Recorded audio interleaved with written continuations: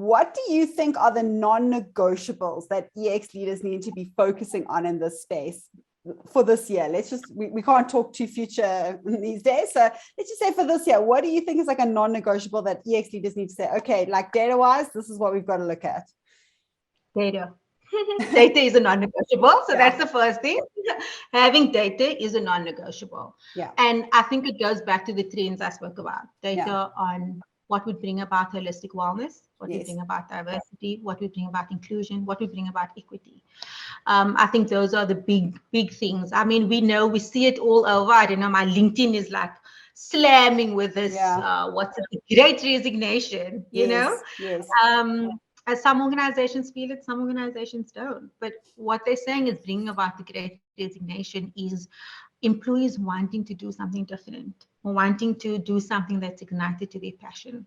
And the more you ask about what ignites people, what their aspirations are, what their needs are, you tweak your EVP around that. You tweak your initiatives and your interventions around that. So data is core, but having a healthy state of mind and have a healthy state of mind for employees is going to be what's important. So it's about understanding your data, getting that intimacy with your employees, and trying to do that at scale. In every individual that is within EX, there's a lot of information that is at hand in every organization. It's at hand, it's available. Start there, start small. You have data sets, but also know that you can create data sets. But once every 6 months is not enough. It's not enough. Once every 6 months, once every 12 months, it's not enough. It's enough to find out, are you on track and are you shifting in the right direction? But there is going to be a momentum that's need to happen, and leaders need to be on board, displaying that empathy, displaying that understanding that holistic wellness is going to drive results. Yeah, I think what I see all the time, and it's one of the things that talk specifically focus on it as an actual EX pillar, is the conversation element. And what you're talking about is obviously you're talking about the big data collection, but the pulse check-in data points for us have proved to always be much more valuable. Definitely. And it allows, because the opportunity for empathy, for conversation with your employees can't be held every 6 months. A pulse goes out, or a question, a survey, a poll goes out, and people give you that they give you the gift of their feedback. You must return in kind and give back the gift of a reply.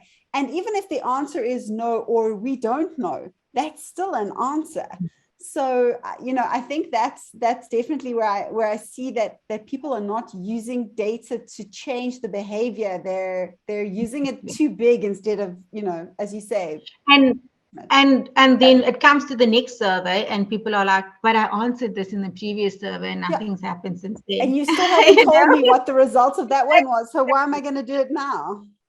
But I also want to point out here, pulse surveys, the reason why it's called pulse surveys is because it's as close as your pulse. It's the beat of your pulse. It's the beat of the organization. So when I speak about data, it's not actually the large sets of data that exists in the HR folder. It is because this is where the smaller teams are going to get involved in building the metrics that they have to track. So it is the team engagements, it is the on-floor things that happen. So if we used to say in a meeting room, for example, let's take it offline every meeting, that can be a measurement. That's a measurement to say, we actually don't say let's take it offline. So, or as a team, we want to reduce let's take it offline because we want to be more deliberate in what we discuss within meetings, because the let's take it offline creates confusion, it creates chaos, it creates backbiting, whatever the case may be.